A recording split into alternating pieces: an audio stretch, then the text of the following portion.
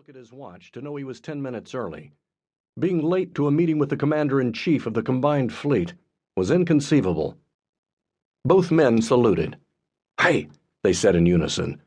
The sailor who'd spoken before opened the door for him.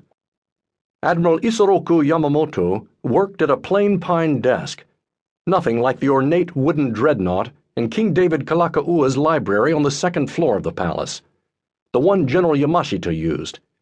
Genda thought that most unfair. Yamamoto outranked Yamashita and should have taken over the finer work area. But he hadn't done it.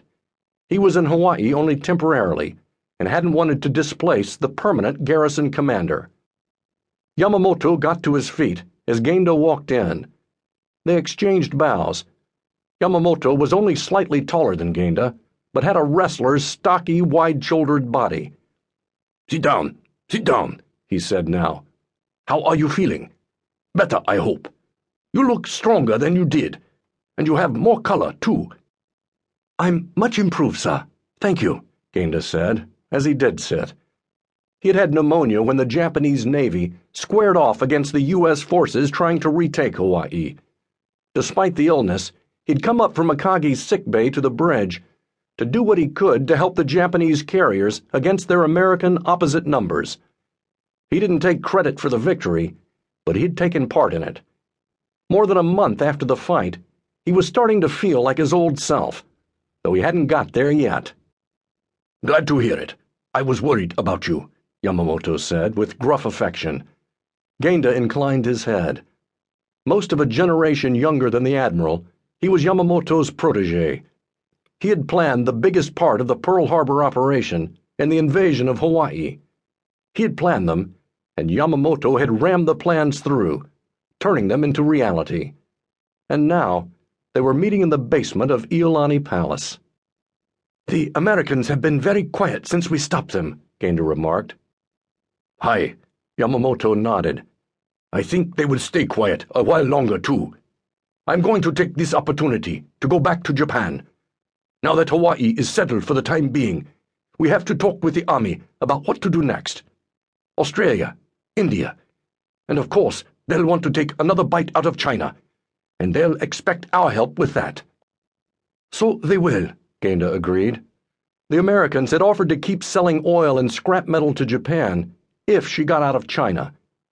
War, even a risky war like the one against the USA, had seemed preferable to the humiliation of bowing to another country's will. Did the Yankees tell Britain to leave India and her African colonies? Not likely. Did the Yankees hesitate to send in Marines when one of their little neighbors got out of line?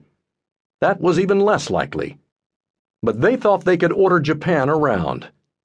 Bitterly, Genda said, "We don't have round eyes. We don't have white skin." "True enough."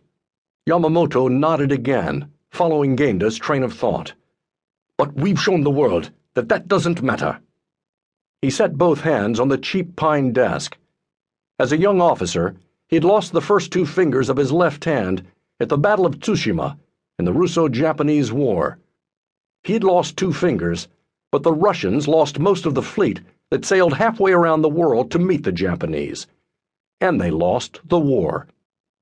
Genda had had his first birthday in 1905. Like any of his countrymen, though, he knew what the Russo-Japanese War meant. It was the first modern war in which people of color beat whites. And now the Japanese were beating the Americans and the British and the Australians, too. Yamamoto said, "I hope I don't have to come back too soon. American radio broadcasts make it very plain the United States is not abandoning Hawaii. I hoped the USA would.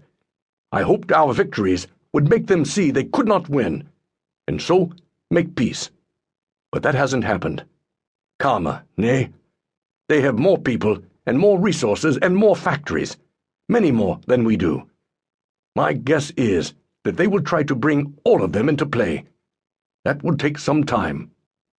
"We will be building too," Genda said stoutly. "Hi," Yamamoto said once more. But that was only acknowledgement, not agreement. For he went on, "They can build faster than we can. I hope what we have done here in the Eastern Pacific has bought us the time to take and use the resources we need."